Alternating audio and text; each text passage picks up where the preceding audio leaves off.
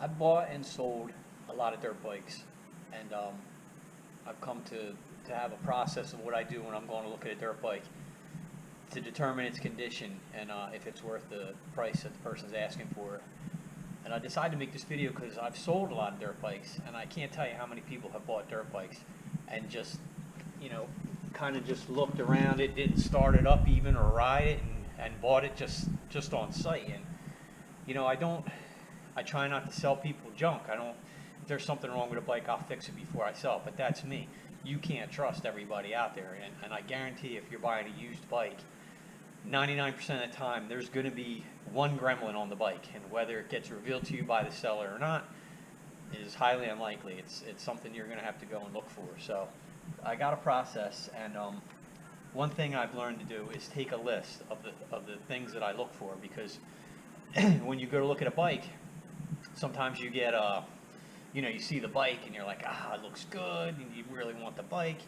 And another good reason to take a friend with you, because if you have somebody else that doesn't have a vested interest in your purchase, they might see something you don't, and hey, hold up a minute, can I talk to you? You didn't see this, Somebody that like pull the reins back in before you go, all glazed eyes looking at your new bike that you want to ride, that afternoon.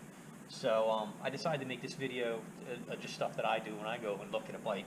And starting off, I want to make sure the engine's cold. And you can ask your seller, hey, don't start it up before I get there. I want to look over the bike cold first. If you forget to tell them that, you go and you notice the engine's warm, to me, that's a red flag. I'd rather have an engine dead cold that, they haven't warmed up. There might be some issue with starting on it that only they can get it started, whatever.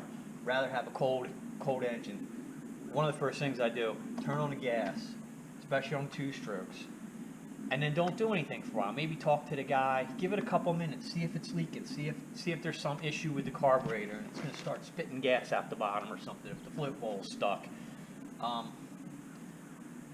Or while you do that, while you're waiting to see if any gas is going to leak, a good thing to take is a flashlight and start looking over the frame and all the joints, all the junctions. Make sure all the bolts are there, that there's no big critical bolts missing, engine mount bolts or something like that. Take your time, it's your money in your pocket that you don't have to give to this guy if you see something funny. So take your time and look over everything. Look to see if there's any leaks anywhere, any oil. Check the bottom real good. See if there's anything dripping or any spots around gaskets where it looks like oil might be coming out, where there's going to be a leak. Then, you want to go over your basics. I take a zip tie with me and a paper towel, because you're trying to determine how good this person took care of their machinery. Did they treat it well? Did they take care of it, or did they just beat the crap out of it and put it away wet? The case oil in the 2-strokes, well, on any bike, you can take your zip tie, and on the other side, of course, dip it down into where the oil's going, pull it out, and take a look at it. See if it's really, really dirty, if it's got like sludge, how often they've changed it. It should be pretty clean oil. If somebody's trying to sell you a bike and they took care of it, that oil should be pretty clean, because case oil is so simple to change. Same thing with the air filter. Take some wrenches or sockets, some T-handle wrenches. Take the side covers off. Look at the air filter. That's a good indicator of how well they took care of the bike. If that thing hasn't been cleaned or taken care of, and the person you bought the bike off of didn't give a crap about maintenance. So, even if you still want to go ahead with the purchase, you know to look even more closely over the rest of the bike. Take your race stand, if you have one, or a bucket, if you don't have one, so that you can get the wheels off of the ground. Because by doing that, you can check all your bearings, you can check to see how well the wheels roll. Have your buddy push down on the back, get the front wheel off the ground, see how well it spins, see if the bearings are good.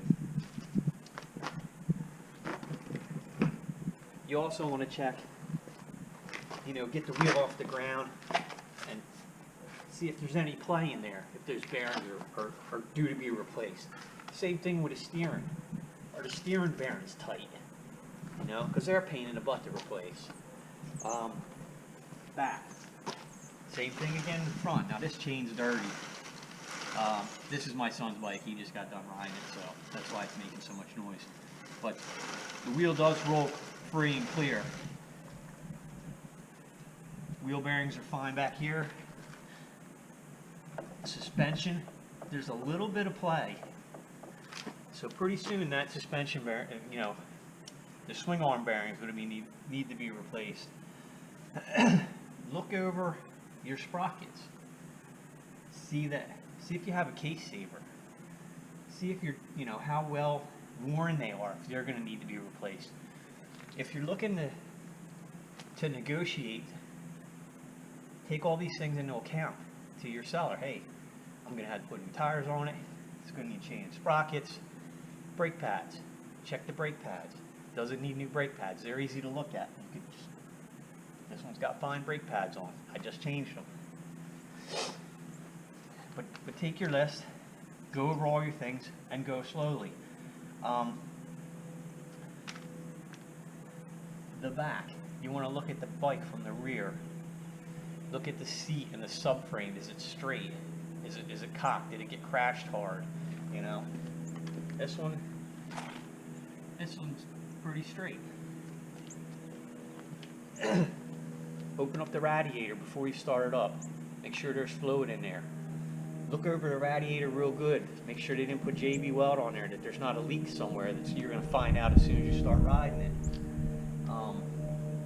Another overall indicator is just how clean is the bike, first off. I mean, are you going to look at a bike that's, the guy never even washed it before you came and looked at it? That's a red flag right there. If the guy doesn't have any care in what he's trying to sell you, he probably doesn't have much care in the maintenance he took on the bike. You can also take the pipe off and look up at the head on the two-strokes here. You take the springs off, pop the bike, look right in there and see, get a general idea what's going on with your piston and cylinder, see if there's any red flags in there, scratches or scores or anything. A big thing to do is you want to know if they've got any receipts on work that was done to it. When was the last time the top end was done? Has the bottom ever been done? How strong is the engine? Get a compression tester. They're cheap. I think this one was like 30 or 40 bucks. And you just take out your spark plug, you hook this up, and you kick it. You should be on like a 125 two-stroke around 160 PSI. You can go on the internet, Google the PSI of whatever bike you're looking to go test. That's going to tell you how fresh that engine is, how strong it's going to be. If you get on this, start kicking it, and you're only blowing maybe 110, 120, you know it's due for a top end. You take that into account when you're confronting your seller about the price. Hey, you know, if it's only pushing 120, you know, I'm going to have to put a top end in it. I'm going to have to spend at least 150 bucks out of my pocket. You know, you got to do something with the price.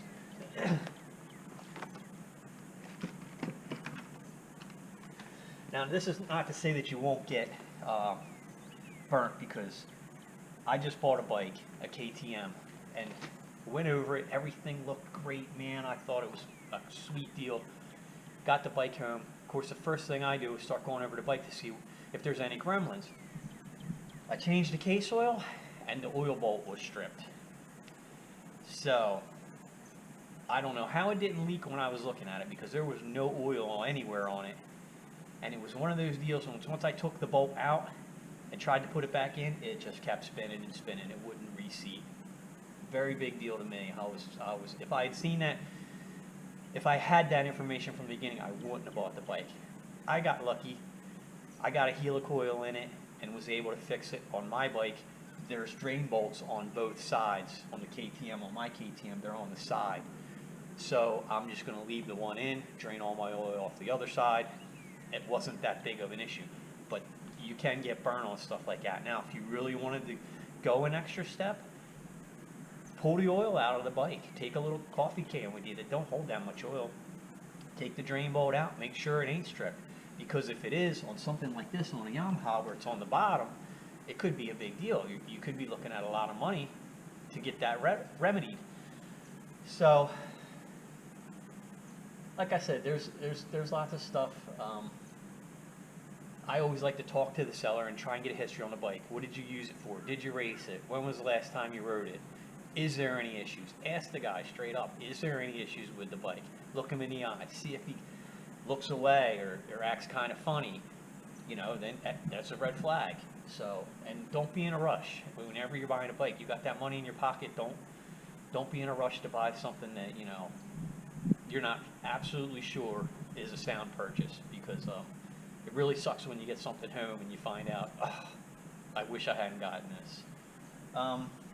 Rotors, check over the rotors, make sure they're not scored. They should be nice and smooth. You know, that if that person didn't change their brake pads and they let them wear down so much that it scored the rotors, they don't take care of their bike. You also want to, with a bare hand, you want to check the forks real good. Make sure there's no oil on any of the forks, that your seals aren't leaking. Check them both all the way around. Should be nice and dry. So, overall, yeah, you're trying to get a general picture of not only the bike, but the person that's selling you the bike and what kind of person they are. So, like I said, don't be afraid to take a list. Take your helmet and gloves too, and your boots, and make sure you take it for a test ride also, and start it up and make sure it idles and all that. But don't be afraid to take your list and have it right in front of you as you go over the bike. I mean, this is your money, so, you know, don't hand it out freely. And if you've got any other suggestions on stuff that I might have missed, you know, I'm sure there's 100 other things. Add them in the comments, because, you know, people take this kind of information and they use it. So hopefully this helps somebody.